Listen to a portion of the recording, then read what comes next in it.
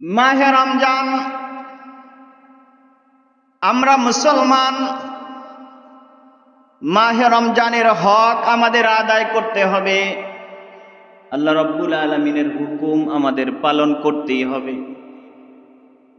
কারণ রমজানের এক একটা রোজা আমরা হাদিস শরীফের মাধ্যমে জানি, আল্লাহ রাব্বুল আলামিন রোজাদারদের জন্য খুশি রাখছেন দুইটা। খুশি দুইটা। তো রোজার সব আল্লাহ রাব্বুল আলামিন দিবেন, সেটা আল্লাহ রাব্বুল আলামিন নিজের হাতে রাখছেন। এরপর নবীজি সাল্লাল্লাহু আলাইহি সাল্লাম বলেছেন, জান্নাতের মধ্যে একটা দরজার নাম আছে রয়্যান। কি আছে? এই রয়্যান দরজা থেকে শুধুমাত্র রোজাদার বান্দারা এখান থেকে ঢুকবে। সুবহানাল্লাহ। এখান থেকে রোজাদাররা যখন প্রবেশ করবে তখন গেটটা বন্ধ হয়ে যাবে, অন্য কারো এখান থেকে ঢোকার অনুমতি নাই। এখানে স্পেশাল কিছু আছে, যেই স্পেশালিটি শুধুমাত্র রোজাদারদের জন্য আল্লাহ রেখেছেন। তবে রোজার জন্য এত কিছু আছে, রোজা ছাইরা দিলে তাদের জন্য কিছু নাই? আছে। রোজা ছাইরা দিলে যে কত আছে, একটু আগে আসি। কেউ যদি রোজা রাইখা ভাঙ্গা ফেলায়, তার জন্য আল্লাহ কি রেখেছেন? ইচ্ছা করে রোজা ভাঙ্গার জন্য শাস্তি তো নির্ধারিত কিছু আছে। আবার ইচ্ছা করে রোজা ভাঙলে তার কাফফারা জানেন? একটা রোজার জন্য কয়দিন? 2 মাস। একটা রোজার জন্য 2 মাস, তাও আবার লাগাতার। তাও কি লাগাতার 2 মাস। যদি মনে করেন 59টা হয়েছে, আজকের একটা ভাঙা গেছে, আবার শুরু থেকে শুরু করতে হবে। আবার 50টা রাখছেন, আজকের অসুস্থ হয়ে পড়ছেন, একটা রাখতে পারেন নাই, সবগুলো শেষ, আবার শুরু থেকে রাখতে হবে। এটা শাস্তি। এটা কি রমজানের সব, যেটা আল্লাহ রাব্বুল আলামিন বলছেন আমার হাতে ছেড়ে দাও, আমি দেব। এদের জীবন যেমন ধন্য, আবার রমজান মাসে রোজা যারা রাখবে না, ছেড়ে দেবে, আল্লাহ বলেন এদেরকেও আমার হাতে ছেড়ে দাও। এদেরকে যে আমি কি শাস্তি দিব, এদের জীবনটা পুরাই বরবাদ হয়ে গেল, পুরাই বরবাদ হয়ে গেল। রমজান মাসে ফরজগুলোর সব আল্লাহ 70 গুণ বাড়ায় দেন। 70 গুণ কেন বাড়ান? মুসা আলাইহিস সালাম এবং নবীজি মুহাম্মদুর রাসূলুল্লাহ সাল্লাল্লাহু আলাইহি সাল্লামের মধ্যে সর্বশেষ 5 ওয়াক্ত নামাজ নিয়েও কথা হয়েছিল।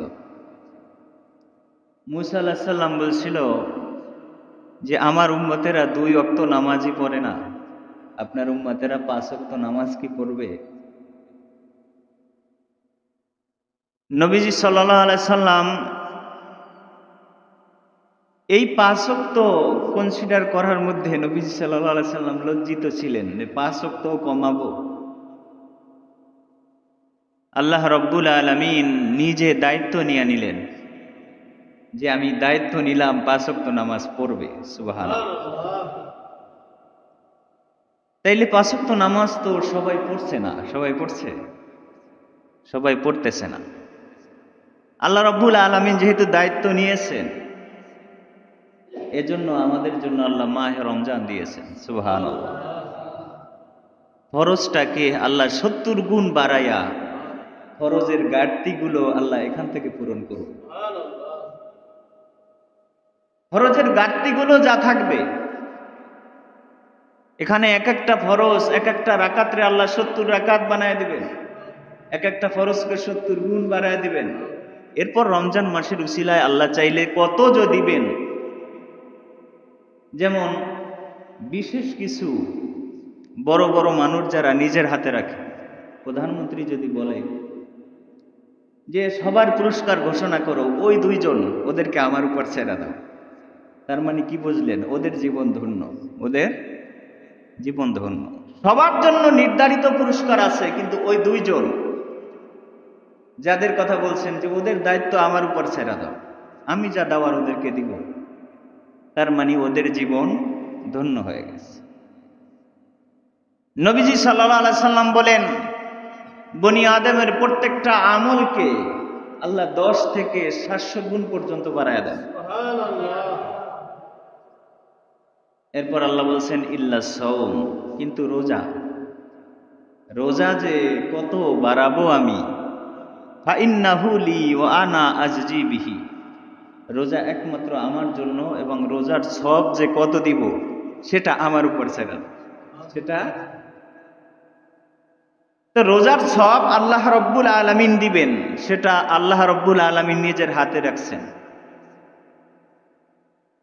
এরপর নবীজি সাল্লাল্লাহু আলাইহি সাল্লাম বলেছেন জান্নাতের মধ্যে একটা দরজার নাম আছে রয়্যান। কি আছে? এই রয়্যান দরজা থেকে শুধুমাত্র রোজাদার বান্দারা এখান থেকে ঢুকবে। সুবহানাল্লাহ। এখান থেকে রোজাদাররা যখন প্রবেশ করবে তখন গেটটা বন্ধ হয়ে যাবে, অন্য কারো এখান থেকে ঢোকার অনুমতি নাই। এখানে স্পেশাল কিছু আছে, যে স্পেশালিটি শুধুমাত্র রোজাদারদের জন্য আল্লাহ রেখেছেন। তবে রোজার জন্য এত কিছু আছে, রোজা ছাইরা দিলে তাদের জন্য কিছু নাই? আছে। রোজা ছাইরা দিলে যে কত আছে, একটু আগে আসি, কেউ যদি রোজা রাইখা ভাঙ্গা ফেলায় তার জন্য আল্লাহ কি রেখেছেন? নবীদের জাগ্রত অবস্থায় যে ওহী আসে তা তো ওহী, নবীদের ঘুমের অবস্থায় যেই স্বপ্ন দেখে তাও ওহী। সুবহানাল্লাহ। এজন্য নবীদের ঘুমাইলে অজু যায় না। ঘুমাইলে আমাদের অজু ভাঙ্গার একটা কারণ আছে, ঘুম। চিত বা কাত হইয়া হেলান দিয়া ঘুম যাওয়া, চিত হইয়া কাত হইয়া হেলান দিয়া আপনি যদি ঘুম যান আপনার অজু যাবে, কিন্তু নবীদের ঘুম অজু ভাঙ্গের কারণ না। কারণ তাদের যদি ঘুমের মধ্যে, আমাদের অজু কেন যায়? ঘুমের মধ্যে আমাদের বায়ু চলে যেতে পারে, আমরা জানি না, আমাদের কাছে ওহী আসবে না। কিন্তু নবীদের যদি ঘুমের মধ্যেও অজু ভাঙ্গার কোনো কারণ হইতো, সেটা ওহীর মাধ্যমে তারা জানত, যার কারণে ঘুমটা তাদের অজু ভাঙ্গার কারণ না। নবীজি সাল্লাল্লাহু আলাইহি সাল্লাম হাদিস বর্ণনা করেন, সহিহ ইবনে হিব্বান, মুস্তাদরাকে হাকিমের মধ্যেও হাদিসটা আছে। নবীজি সাল্লাল্লাহু আলাইহি সাল্লাম বলেন, আমি স্বপ্নে দেখতেছি দুইজন ফেরেশতা আসলো স্বপ্নের মধ্যে দুইজন ফেরেশতা আইসা আমার দুই বাহু ধরা এরকম দাঁড় করাইল, দুই বাহু ধরা দাঁড় করায় আমার নিয়ে গেল একটা বড় পাহাড়ের নিকট। পাহাড়ের পদদেশে রাইখা আমাকে বলতেছেন, নবীজি আপনি উঠেন পাহাড়ে। নবীজি বলতেছেন আমি স্বপ্নের মধ্যে দেখতেছি, আমি বলতেছি এত বড় উঁচু পাহাড় আমি তো উঠতে পারবো না। দুইজন ফেরেশতা বলতেছেন, নবী আপনি ওঠেন, আপনার ওঠাকে আমরা সহজ করে দিব, আমরা সাহায্য করব আপনার ওঠাকে, আপনি উঠতে পারবেন, আপনার ওঠাকে আমরা সহজ করে দিব।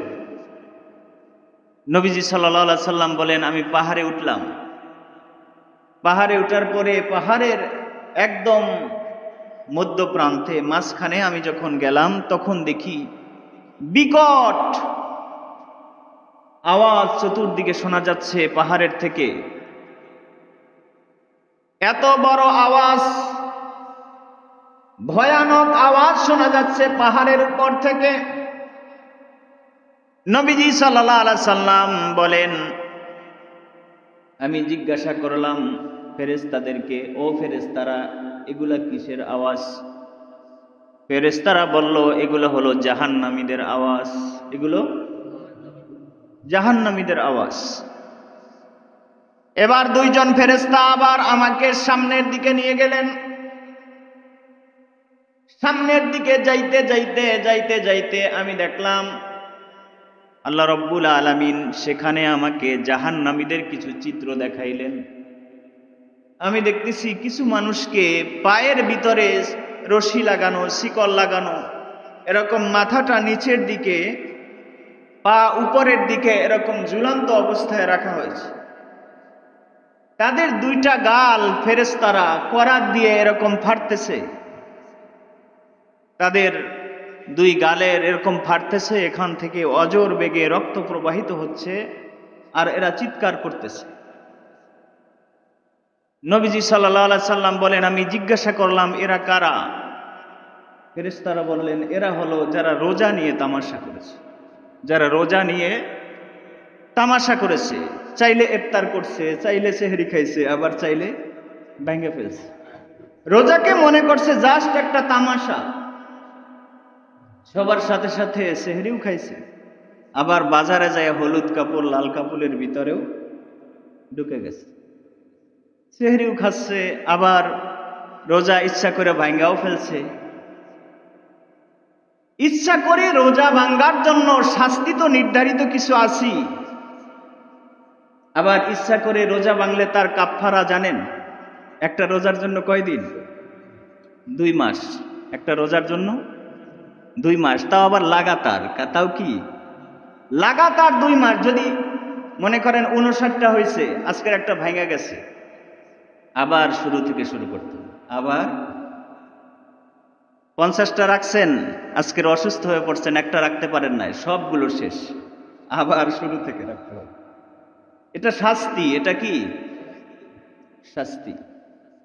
হযরত ইবনে আব্বাস রাদিয়াল্লাহু তাআলা আনহু বলেন, হাদিস বর্ণনা করেন, নবীজি সাল্লাল্লাহু আলাইহি সাল্লাম বলেছেন, একটা রোজা যদি কেউ রমজান মাসে ইচ্ছাকৃতভাবে ভেঙে ফেলে, তার জন্য কাফফারা 60 দিন তো আছে, 60 দিন সে কাফফারা রাখবে। 60 দিন কেন, সে যদি সারা জীবনও রোজা রাখে, রমজানের একটা রোজার হক আদায় হবে না। রমজানের একটা রোজার, একটার পরিবর্তে 60টা রাখলেন বা বেশিও রাখলেন, কিন্তু একটা রোজার হক আদায় হবে না। তো রমজান মাসে আপনি এই তামাশার রোজা রেখে যদি এই গুনাহ আপনার হয়, যারা রোজা একদম রাখি না তাদের, সেটাও আল্লাহ নিজের হাতে রাখছেন, সেটাও নিজের হাতে রাখছেন। মনে করেন ওইখানে দুইটাকে পিটানো হয়েছে, কয়েকটা চোর ধরা হয়েছে, 5 জনারে পিটানো হয়েছে, আর 2 জনরে বলতেছে ওদেরকে রাইখা দাও, ওদের আলাদা বিচার করা হবে। তার মানে বোঝা গেল ওদেরকে কিছু দিয়ে টিয়া ছাইরা দেওয়া হবে, ওদের ভাগ্যটা বেশি একটা খারাপ না। আর যেই দুইটাকে রাখা হয়েছে, ওদের ভাগ্যে যে কি আছে তা আল্লাহই ভালো জানে। রমজানের সব যেটা আল্লাহ রাব্বুল আলামিন বলছেন আমার হাতে ছেড়ে দাও, আমি দেব, এদের জীবন যেমন ধন্য, আবার রমজান মাসের রোজা যারা রাখবে না, ছেড়ে দেবে, আল্লাহ বলেন এদেরকেও আমার হাতে ছেড়ে দাও।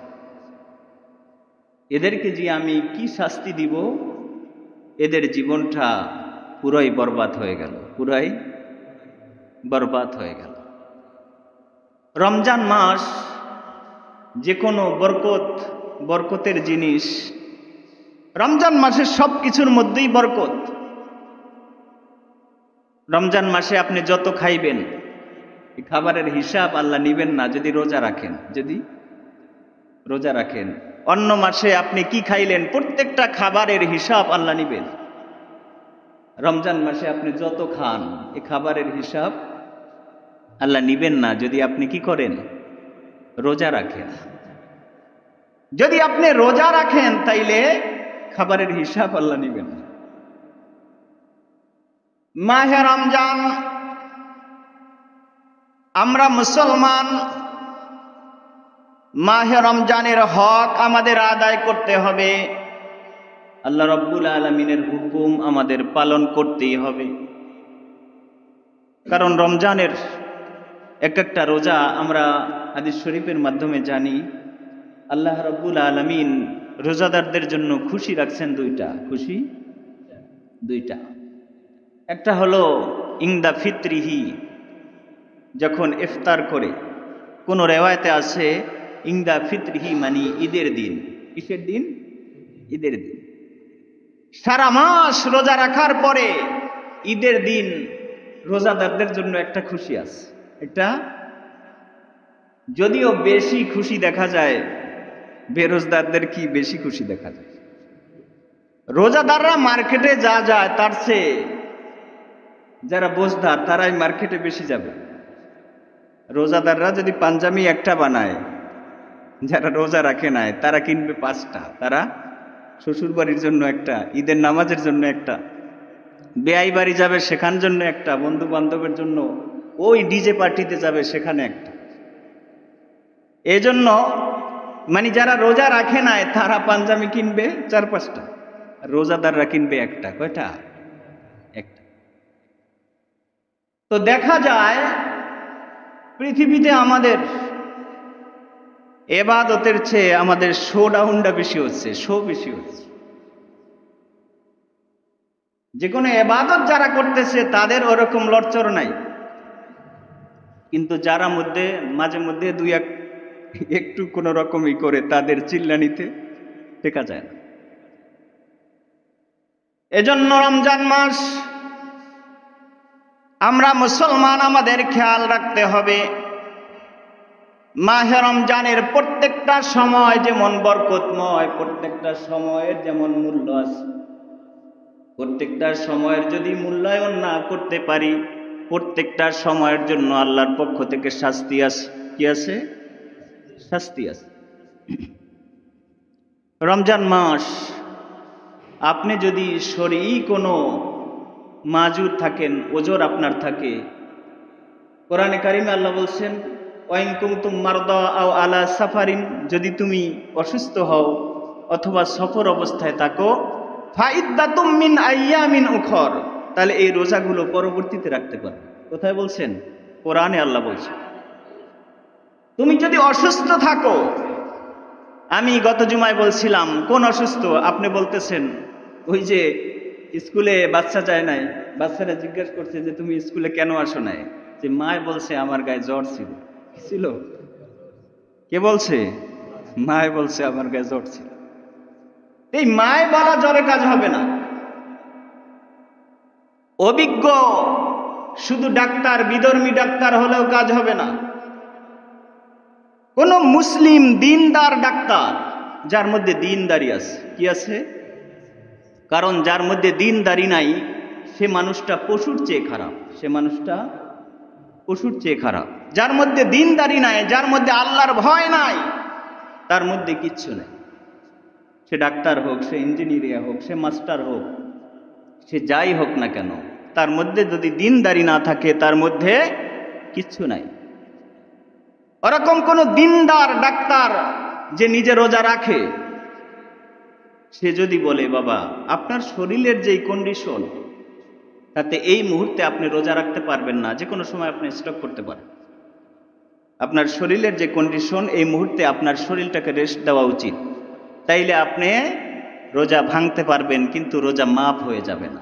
রোজা ফাইদ্দাতুম মিন আইয়ামিন উখর, এই রোজাগুলো অন্য দিনে রাখবেন। রোজাগুলো আও আলা সাফারিন, অথবা আপনি যদি সফর অবস্থায় থাকেন, সফরের কষ্টটা অনেক বেশি, সারাদিন দৌড়াদৌড়ি করবেন, গাড়ি ঘোড়ায় থাকবেন, আপনি যদি কোথাও সফরে যান, সফরের রোজাগুলো আপনার জন্য নফল হয়ে যায়, কিন্তু এই রোজাগুলো মাফ হয় না। এই রোজাগুলো অন্য সময় যখন বাড়িতে আসবেন তখন কি করতে হবে? কাজা করতে হবে, রাখতে হবে। কাফারা লাগবে না, একটা রোজার একটা কাজা রাখতে হবে। আর রোজা রাইখা যদি ইচ্ছাকৃত ভাঙ্গা ফালান তাইলে কাফারা দিতে হবে। কি দিতে হবে? কাফারা হলো একটা রোজার জন্য 60টা রোজা রাখতে হবে, তাও লাগাতার, তাও 59টা হইয়া যদি একটা রোজা ভাঙ্গা ফেলেন তাইলে আবার শুরু থেকে 1 থেকে শুরু করতে হবে। আমি হযরতে আব্বাস রাদিয়াল্লাহু তাআলা আনহু থেকে বর্ণনাকৃত হাদিস শুনাইছি। তিনি বলছেন নবীজি সাল্লাল্লাহু আলাইহি সাল্লাম বলেন, একটা রোজার জন্য 60টা রোজা আপনি রাখলেন, তারপরও রমজান মাসে রাখলে একটা রোজার যে সওয়াব হইতো, ওই সওয়াবের ধারে কাছে তো দূরের কথা হকই আদায় হবে না, হকই আদায় হবে না। এজন্য রমজান নিয়ে তামাশা বাদ দিতে হবে। তামাশার কথা অনেকে বলি, কিছু নাস্তিক মার্কা মানুষ আছে, তারা বলে আমি রোজা রাখবো, আমার ঘরে কি খাবার নাই। আমার নিজের কানেও শুনছি এরকম অনেক মানুষে বলে আমার ঘরে খাবার আছে, তো না খায় কেন থাকবে? হাসির ছলে বলে, হাসির ছলে বলে। কিন্তু ইসলাম বলে এই অবস্থায় তো যদি তুমি ইন্তেকাল করো আর কাবা শরীফের ইমামও যদি তোমাকে জানাজা দেয়, তোমার নামটা কাফের থেকে মুসলিমের খাতায় আনতে পারবে না। কাফের থেকে মুসলিমের খাতায় তোমার নামটা আসবে না। কারণ আল্লাহর কোনো ফরজ বিধান তুমি না মানলে তার জন্য শাস্তি আছে, কিন্তু অস্বীকার করলে ঈমান থাকবে না। অস্বীকার করলে ঈমান থাকবে না। তুমি রোজা না রাখছো এর জন্য শাস্তি আছে, কিন্তু ঈমান চলে যাবে না। কিন্তু যদি তুমি রোজা নিয়ে উপহাস করো, রোজা নিয়ে তামাশা করো, তার মানে তুমি তামাশা করছো আল্লাহর সাথে। তার সাথে? আল্লাহর সাথে। রোজা নিয়ে তামাশা করার সুযোগ নাই। রমজান মাস, রহমতের দিনগুলো বলতে বলতে তো রহমতের দিনগুলোর শেষ সময় এসে পড়লাম। রহমতের দিন, কারো কারো জীবন থেকে রহমতের দিনগুলো সারা জীবনের জন্য চলে যাবে। একটা বছর পরে আবার রহমতের দিন আসবে, কিন্তু আমরা অনেকেই থাকবো না। আমিও না থাকতে পারি, আপনিও না থাকতে পারেন। মাগফিরাতের দিনগুলো আসবে, বলতে বলতে মাগফিরাতের দিনগুলো শেষ হয়ে যাবে। যদি এই বছর ভাগ্যে আমাদের হয়, আবার একটা বছর পরে আসবে, কিন্তু আমার ভাগ্যেও না থাকতে পারে, আপনার ভাগ্যেও না থাকতে পারে, আমরা চলে যেতে পারি। নাজাতের দিনগুলো আসবে, আস্তে আস্তে বিদায় নিবে, চলে যাবে। Time and tide wait for none. ইংরেজিতে বলা হয় সময় এবং স্রোত কারো জন্য অপেক্ষা করে না। তুমি বাজারে গিয়া বৈশা রইলা, 9টা বাজে গেছো, বৈশা থাকতে থাকতে 1টা বাজে গেছে। 2 ঘন্টা যে চলে গেছে, 3 ঘন্টা চলে গেছে। এই সময়টা কোনোদিন ফেরত আসবে না, কোনোদিন। Time is gone for ever. সময় চলে যায় চিরদিনের জন্য, ফিরে আসার জন্য যায় না, ফিরে আসার জন্য যায় না। নদীর স্রোত যাচ্ছে, এই স্রোতটা কোনোদিন আর আসবে না। নতুন স্রোত আসবে, কিন্তু এই স্রোতটা আর আসবে না। যে গেছে সে চলেই গেছে, সে আর আসার জন্য যায় নাই। আমরা মানুষ, আমরাও চলে যাব, আসার জন্য যাব না। যাব তো যাবই। বাবা গেছে, আসার জন্য যায় নাই, চিরদিনের জন্যই চলে গেছে। যতই কান্নাকাটি করি, বাবা নামক সেই বটগাছটা আর দেখতে পারবো না। মা চলে গেছে, চিরদিনের জন্যই গেছে, কোনোদিন আর বকা দিবে না। মায়ে বকা দেয়, বাবা বকা দেয়, বকার মধ্যে একটা আদর থাকে। কি থাকে? আদর থাকে, ভালোবাসা থাকে, কিন্তু বুঝে আসে না। যখন বুঝে আসে তখন সময় থাকে। সুতরাং সময়ের সাথে সাথে হারিয়ে যাব আমরা সবাই। আমিও একদিন চলে যাব, ফেরত আসার জন্য যাব না। আপনিও একদিন চলে যাবেন, ফেরত আসার জন্য যাবেন না। হারিয়ে যেতে যেতে একদিন এমন ভাবি হারিয়ে যাব, পৃথিবীর কেউ আমাদের নামটাও নেবে না। কত নাম আপনার ছিল, কত সৌন্দর্য আপনার ছিল, কত কদর আপনার ছিল। এখন আমরা বাজারে গেলে 10 জনে সালাম দেয়, কিন্তু আমার লাশটা যদি বাজারে রাখা হয়, একজনও সালাম দিবেন? দিবে না। যদি সময় বেশি হয়ে যায়, যে এখনো দাফন দেন না কেন? সেই সকালে মারা গেছে, এখনো দাফনের কাজ করতে হবে না? চতুর্দিক থেকে সবাই আসবে, আত্মীয় স্বজন, ঘরে তোলার জন্য না, বিদায় দেওয়ার জন্য।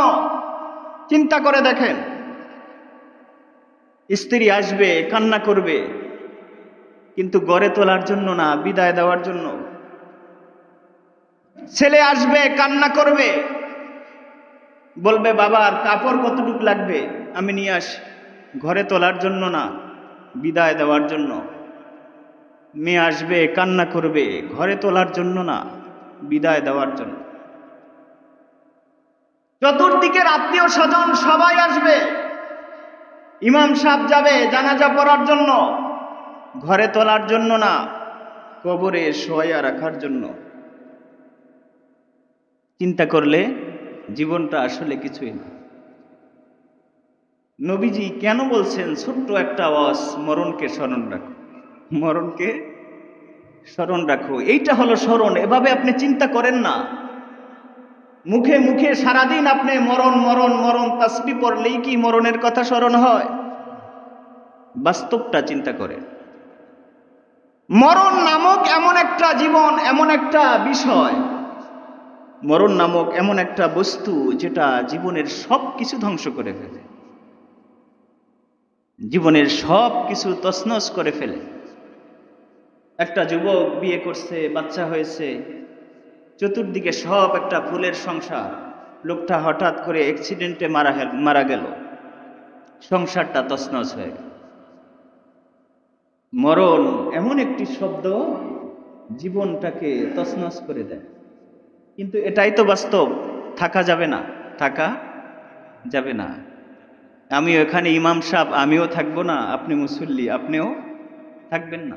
যদি ভালো কিছু করে যাই আমার নামও আপনারা নিবেন, আবার আপনি যখন চলে যাবেন, আপনি যদি সেরকম ভালো কিছু করে যান আমিও বলবো লোকটা চলে গেছে, আজও মনে পড়ে, আজও মনে পড়ে। এরকম শোনার মানুষ আমার এই এলাকায় তো এই 13-14 বছর হয়ে যাচ্ছে। রমজানের পরই আমি 14 বছরে পড়বো এখানে। কিন্তু চলে গেছে তো অনেক মানুষ, মনে পড়ে, অনেক সময় চোখ থেকে পানি আসে। লোকগুলোর সেই হাসি মাখা কথাগুলো এখনো মনে পড়ে। এজন্য নবীজি বলছেন তোমার সার্টিফিকেট শুধু আমল না, তোমার সার্টিফিকেট অনেকগুলো হতে হবে। তুমি যখন চলে যাবে, তোমার চতুর্দিকের মানুষগুলো যদি তাদের মনের অজান্তে তোমার জন্য কান্দে যে একটা সোনার মানুষ চলে গেছে, এর মতো মানুষ হবে না, এটাই তোমার জান্নাতের সার্টিফিকেট। সুবহানাল্লাহ। এজন্য নবীজি বলছেন তুমি সাকসেস হতে চাও, দুইটা জিনিস লাগবে, এহকালে এবং পরকালে তোমার দুইটা জিনিস লাগবে। তুমি যদি সাকসেস হতে চাও, একটা নেক আমল লাগবে আর একটা সুন্দর আচরণ লাগবে।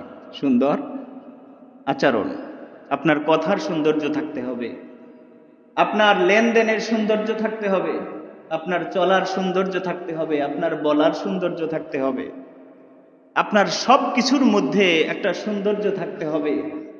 কারণ আমাদের মডেল হলো নবীজি মুহাম্মদুর রাসূলুল্লাহ সাল্লাল্লাহু আলাইহি ওয়াসাল্লাম। যদি সুন্দরের কারণেও কাউকে ভালোবাসতে হয়, তিনিও নবীজি মুহাম্মদুর রাসূলুল্লাহ সাল্লাল্লাহু আলাইহি ওয়াসাল্লাম। দুনিয়াতে আমরা সবাই সুন্দরের পাগল, সুন্দরকে ভালোবাসি। সুন্দরের জন্যও যদি কেউ ভালোবাসা পাওয়ার যোগ্য হয়, তিনি নবীজি মুহাম্মদুর রাসূলুল্লাহ সাল্লাল্লাহু আলাইহি ওয়াসাল্লাম।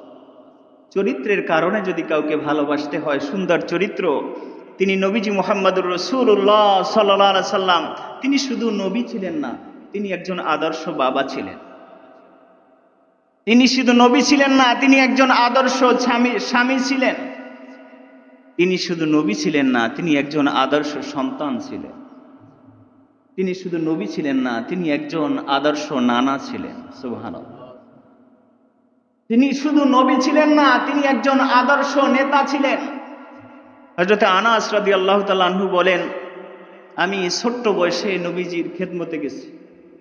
আমার মধ্যে ভয় ছিল যে নবীজি এত বড়, কদর যার, সম্মান যার, কোন ভুল হয়ে যায়। কিন্তু আমি অনেক ভুল করছি, নবীজি কোনোদিন কিচ্ছু বলেন। 10 বছর নবীজির খেদমত করছি, নবীজি কোনোদিন বলে নাই তুমি এটা কেন করলে। নবীজি বলেন, নবীজি বলে নাই। আমি যদি ভুল হয়ে গেছে, নবীজি হেসে দিয়েছে। আমি বুঝতে পারছি নবীজি হাসলো কেন, মনে হয় কাজটা সুন্দর হয়। এই ছিল নবীজির আদর্শ, এই ছিল আদর্শের কারণে কাউকে যদি ভালোবাসতে হয়, তিনি নবীজি মুহাম্মদুর রাসূলুল্লাহ সাল্লাল্লাহু আলাইহি ওয়াসাল্লাম। তিনি শুধু নবী ছিলেন না, তিনি একজন আদর্শ নেতা ছিলেন। এজন্য রমজান মাস, বলতেছিলাম রমজান মাসের কদর অনেক। আমরা যারা একদম সুস্থ আছি রোজা তো রাখবই, যারা অসুস্থ আছি রমজানের যেন এরকমভাবে অপমান আমাদের মাধ্যমে না হয়, রমজানের পবিত্রতা যেন নষ্ট না হয়। অনেক যুবক আমাদের সামনেও দেখি বিড়ি টানতে টানতে চলে যায়, মুসলমান। কারা? মুসলমান। কিন্তু বিধর্মীরা যায় না, অন্য ধর্মের মানুষরা যায় না। তারা দেখছি এই আমাদের পাশে আমাদের হিন্দু ভাইয়েরা আছে, তারা দেখছি আমাদের সামনে একটা বিড়ি ধরায় না, সম্মান করে যে আপনারা রোজা। কিন্তু আমার অনেক মুসলিম যুবক এক হাতে দুধের বালতি আর এক হাতে বিড়ি। ইমাম সাহেব যাচ্ছে না হাজি সাহেব যাচ্ছে না কে যাচ্ছে, সে বিড়ি টানতেছে আর বাজারে যাচ্ছে। তোমার যদি এরকম শরীর কোনো অসুস্থ থাকে, তুমি রোজা না রাখতে পারো, তুমি তো রোজার অসম্মান করতে পারো না। তুমি রোজার অসম্মান করার অধিকার ইসলাম তোমাকে দেয় নাই। তুমি যদি মুসলমান হয়ে থাকো, আজই তুমি তওবা করে কালেমা পড়ে মুসলমান হও। কারণ তোমার মধ্যে যদি উপহাস থাকে, তুমি যদি মনে করো রোজা আসছে যাবে, এতে আমার কিছু আসে যায় না, তাহলে তোমার ইমানটা থাকবে না, তাইলে তোমার ইমানটা থাকবে না। এই অবস্থায় তুমি যদি ইন্তেকাল করো, আর কাবা শরীফের ইমামও যদি আয়েশা তোমার জানাজা পড়ে, তোমার নামটা মুসলমানের খাতায় আসবে না। এজন্য আজকের একটু খোলাখুলি কিছু কথা বললাম, কষ্ট পাইছেন? আল্লাহ রাব্বুল আলামিন আমাদেরকে মাহে রমজানের পবিত্রতা রক্ষা করার তৌফিক দান করুক, সকলে বলি আমিন। ওয়া মা তৌফিক ইল্লা বিল্লাহ। আসসালামু আলাইকুম ওয়া রাহমাতুল্লাহি ওয়া বারাকাতুহু।